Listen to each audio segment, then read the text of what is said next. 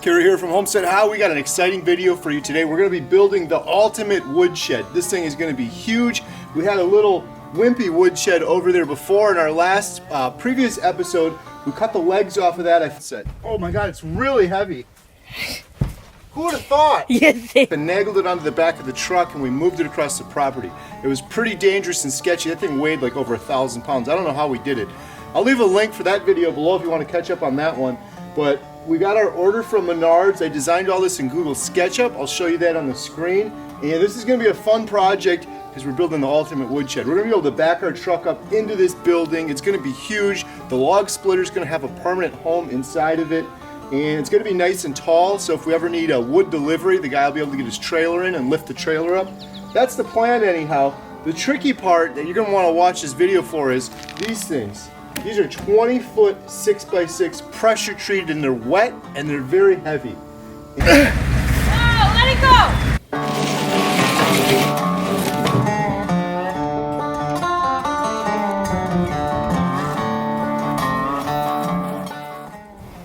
So yeah, these 20-foot long 6x6 pressure treated, very, very wet boards, or timbers they should say, are very heavy. And I'm working by myself today, but we're going to get her done. And the first thing I want to do is just lay everything out and really take my time and make sure the layout is good, because obviously I'm not going to be able to move this thing afterwards.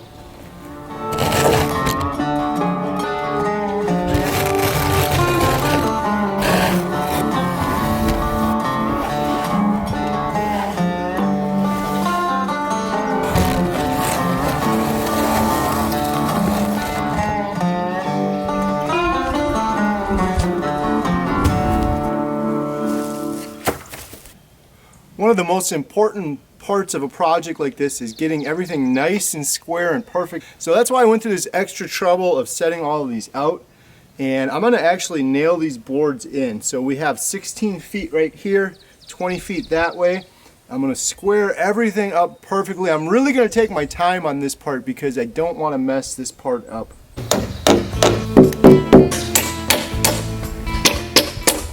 You guys should learn Google SketchUp. It's simple to use. It's so helpful. I used it to design our greenhouse, our dog kennel, and 2 tiny houses we built on our property. We've got videos for all of those on our channel. I'll leave some links in the descriptions below. It really helps. It's very easy to use. I never went to like architecture school or anything. They've got a Google SketchUp free version online. It's very simple. I watched a couple of YouTube videos, maybe a few hours invested, and now it's saved me so much time.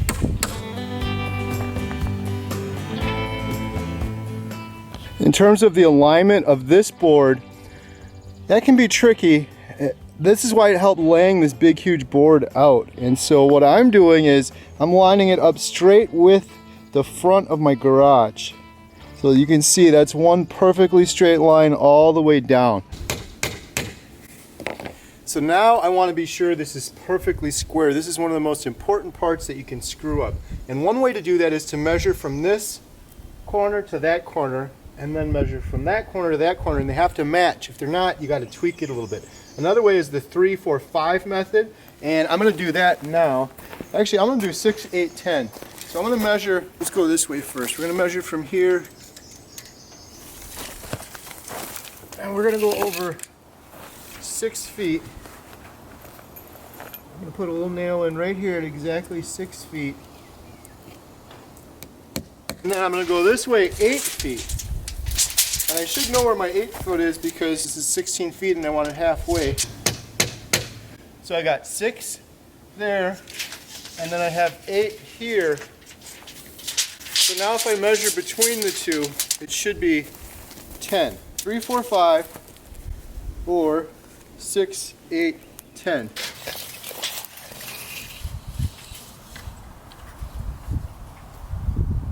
Look at that, right on the 10. So I've just checked and that corner is perfectly square. Everything else should really be square, but just to be extra safe, why not measure twice? So I'm doing that corner now. I can't believe both of those corners were square on my very first try without even adjusting it, just after eyeballing it. I guess I'm just that good. I guess I'm just that lucky. I've measured a couple times now, everything's perfect. So now is the fun part. gonna get out the post hole digger and I need to dig down 9 4-foot holes. 1, 2, 3, 4, 5, 6, 7, 8, 9. And I've marked them all with my square, not only on the top but on the sides. I've transferred those marks all the way around. So here I've got my center mark for the beam and I've transferred it here on the side. Might be kind of hard to see because it's dark. I transferred it on that side. So now I'm gonna take my level. I should be using a square here, but I can't find my square. Let me get that perfectly flat there so that is as square as possible.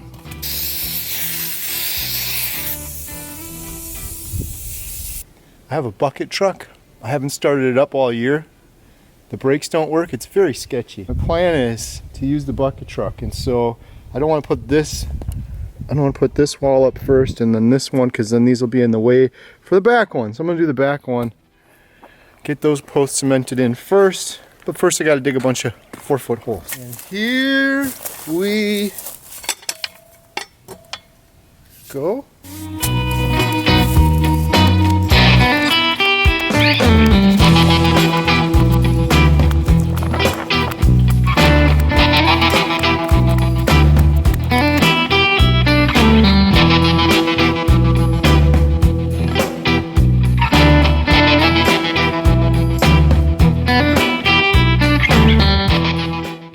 That's 48 inches.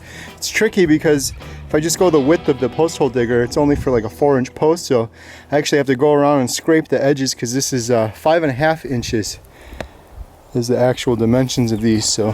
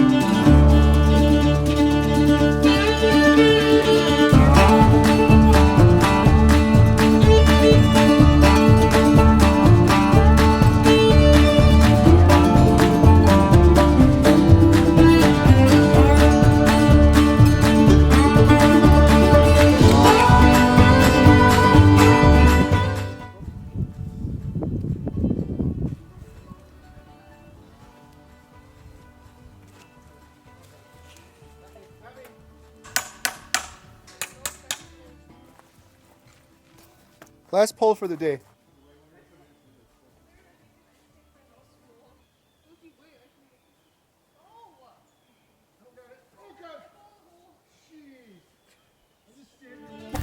So it's the next day. The posts are cemented in and Emma's here to help me. Emma's a carnivore now. This is going to be the trickiest part of this project. Is we're going to have to try to lift one of them up there.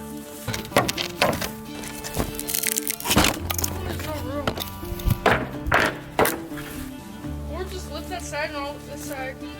We put it over here, it'll be fine. Try to roll it this way.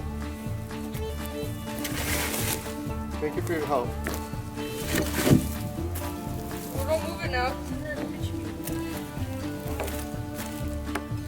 Do you think you could lift it all the way up? Okay, now we just back the bucket truck up. I hope the bucket truck starts. I've been charging the battery all day. We're going to get the bucket truck. We're using the golf cart because we're lazy. I'm not lazy, I would walk. We're using the golf cart because I have the generator and the charger over there because I went to start it this morning and they didn't get even a blip. The generator's been running all day. I left at like 6 this morning. Look, this is how you start a diesel engine. Look, you turn it like this. You see right there? It says wait to start. Wait to start. That's because it's diesel. I have a half a tank. All right, here we go. You ready? Oh. She's gonna do it. Oh. Every time. It's a little. You gotta clean her out a little bit. Should I grab this?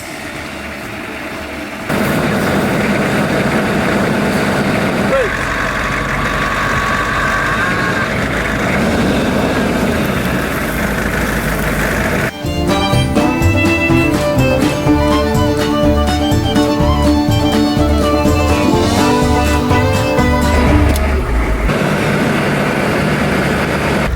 is this thing is full of water. See? Full of water.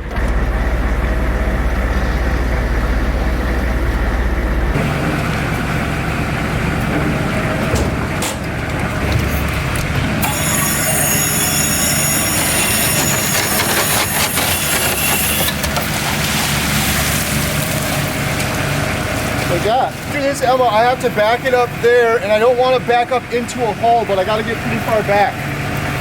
So you have to make sure I don't back up into a hole. First thing is I got to figure out level. Huh? Aren't you cutting it first? Yeah, but I got to get the level line. Oh. I'm just going to leave it. Has no brakes but speeds towards me.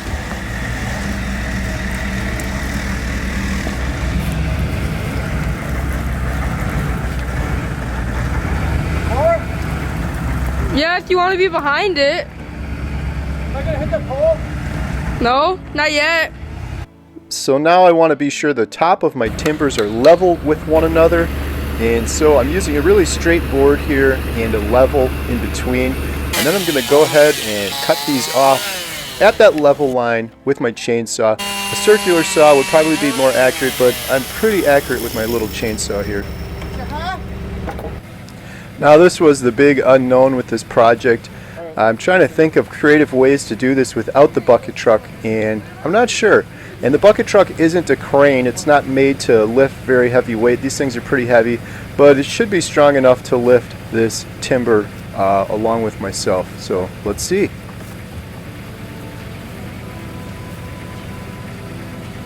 Do not go anywhere near this.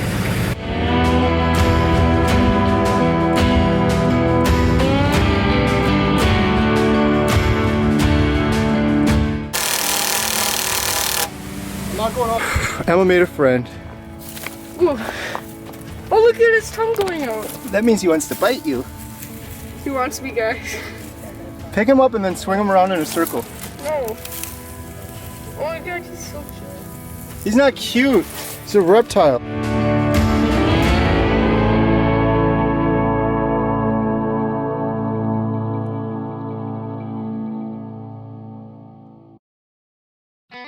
So now I'm using some very expensive timber grade bolts to attach these, and I'm also going to be putting in knee bracing, and I have some metal brackets I'm going to be putting to attach this top timber to the 3 upright timbers, and I'm going to do that on all 3 of them. So I just leveled these. Actually, I leveled this one with that one, and then that one was already level. So now we got to lift one of these up even higher than the first ones, up to here.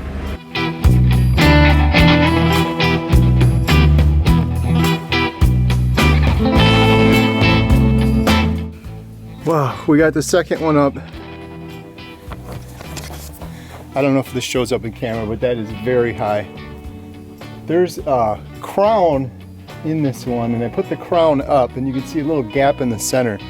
It's perfectly level, those 3, so I'm going to try to screw that down and get that crown out. Leave it overnight too, maybe it'll come down a little bit more. And then the edges, they were 20 feet, but it's so heavy and hard to align up there, I just got it close, and for the other one I ended up taking about 6 inches off. I'm going to leave that, and at the end I want to make sure that we're square on each of the 3 ends so that when I put the rafters up, they line up. And here we are a few days later with the 3rd and final row of columns of timbers, and I got to put this big one up top. And this concludes part 2 of our ultimate woodshed build, and in the next and final episode we will be putting on our Endura roofing panels. And that's going to be a really fun project along with the big reveal, so you're going to want to watch that. And if you missed the earlier episode 1, removing the old woodshed, that was one heck of a fun video, so I'll leave a link to that in the description, and you can see it right here on your screen. Thanks a lot for watching.